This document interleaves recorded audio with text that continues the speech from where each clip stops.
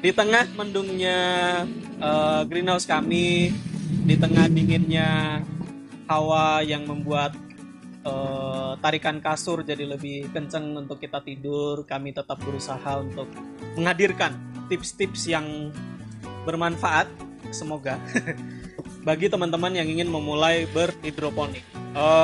Di episode kali ini kami mau bahas tentang biji-bijian, biji, ya. Jadi kami punya benih yang ingin kami share ke teman-teman, baik dari cara megangnya, bentuknya, cara semainya, dan macam-macamnya. Berikut hasil investigasi kami.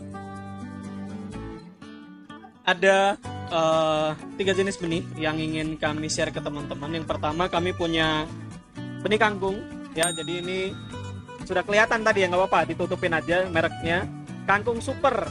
Jadi supernya mungkin Super Saiya kalau yang suka Dragon Ball. Kemudian kami punya benih takecai. Jadi takecai ini adalah, kalau gedenya teman-teman lihat jadi seperti ini, enggak deng, jadi seperti yang di belakang, ya. Dia melebar gitu ya. Sawi pagoda takecai. Kemudian kami punya selada. Jadi tiga tiga jenis benih ini yang menurut kami dari physically sudah beda, kemudian cara semainya juga sudah beda, paling tidak yang kami lakukan, kemudian cara megangnya juga beda, ya. Jadi kita akan belajar itu semua. Kita mulai dari kangkung. Oke, jadi dari benih kangkung kita punya kangkung merek Tafung, ya. Jadi kami pakai merek Tafung karena hasil yang didapatkan sesuai dengan keinginan kami. Jadi daunnya tidak begitu lebar, kemudian panjang-panjang, dan batangnya kecil-kecil, ya. Nah, benih kangkung ini dari physically dia begitu kayak biji salak kalau teman-teman tahu, tapi dia kecil-kecil. Jadi kecil tapi tebal, ya, beda dengan benih yang lain. Nah, warnanya coklat. Kalau teman-teman bisa lihat, ada coklat, ada hitam. Yang hitam bukan berarti dia gosong, karena ini bukan biji kopi, ya, ini biji kangkung. Jadi warnanya coklat, warnanya hitam, masih tetap aman selama packagingnya masih baru. Jadi untuk disemai dia masih bisa tetap tumbuh. Kemudian untuk cara semainya, kami punya 2 cara semai kangkung. Yang pertama pakai rock wool, ya, ini sudah kami potong kotak-kotak untuk memudahkan. Yang pertama itu, kalau dari rock wool kita tinggal masukin aja. Jadi kita bikin lubang tanam di rock woolnya, pakai pelubang apapun, ya, pakai bolpen bisa, pakai jarum juga bisa. Nah, caranya adalah kita tusukkan bagian dalam, jadi dia posisinya berdiri gitu ya teman-teman, kita masukin ke dalam. Nah, untuk kangkung ini dari 1 lubang tanam dia bisa diisi 3-4 biji benih kangkung, supaya pertumbuhannya nggak sepi gitu, ya. Nah, itu cara tanam kangkung di rock wool. Kemudian kami punya satu contoh lagi adalah memakai pralon. Nah, kalau dalam pakai pralon ini kami tidak pakai rock wool sama sekali. Jadi kami tinggal masukin benih kangkungnya ini ke dalam pralon ini.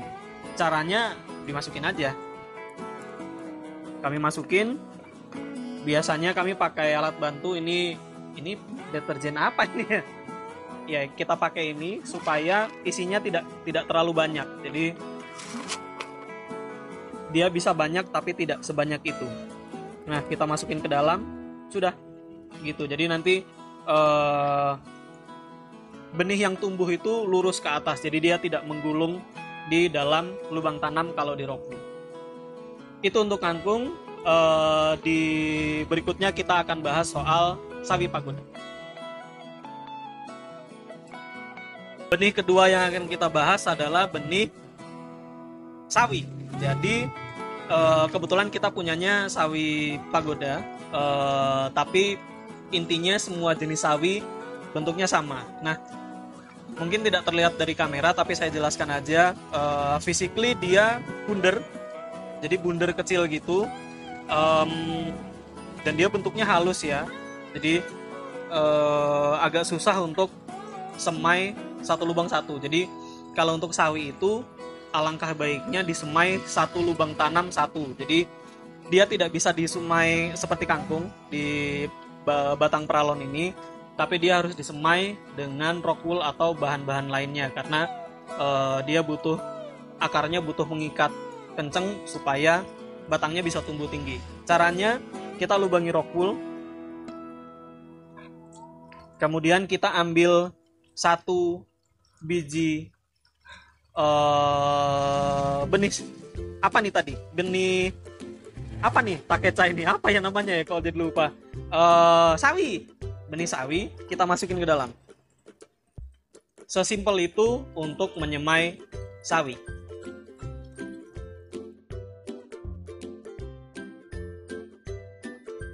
Benih terakhir yang akan kita bahas adalah benih selada. Jadi benih selada ini fisiknya dia pipih, kemudian kebanyakan warnanya coklat atau putih. Jadi dia bentuknya pipih gitu dan kecil banget. Jadi teman-teman butuh membasahkan ujung jari dulu sebelum menyemai. Atau kalau tidak mau repot-repot membasahkan ujung jari, teman-teman bisa pakai pinset. Ya walaupun kami tidak memakai pinset karena di tempat kami pinset itu untuk nyabutin rambut putih ya, jadi atau jenggot gitu ya, di gini-giniin sambil mikir nggak jelas gitu ya. Tapi intinya seperti itu, teman-teman bisa pakai alat apapun untuk memudahkan, bisa pakai pinset, tapi kami lebih suka membasahi ujung jari ya. Bisa dibasahkan dengan air, bisa juga pakai lidah gitu terus diambil, bisa juga. Nah, cara semainya sama, kita bikin lubang tanam di rock wool. Oh, selada ini hanya bisa disemai satu lubang untuk satu rock wool ya. Jadi karena dia akan jadi seperti ini, jadi ini selada yang kami semai, ini masih usia remaja. Jika terisi dua tanaman, maka akan terjadi persaingan yang berakibat satu tanaman bisa besar, satu tanaman bisa kecil di tempat yang sama, di kotak rock wool yang sama. Nah, caranya seperti yang saya bilang tadi, kita ambil satu aja, kemudian kita masukin ke dalam rock woolnya.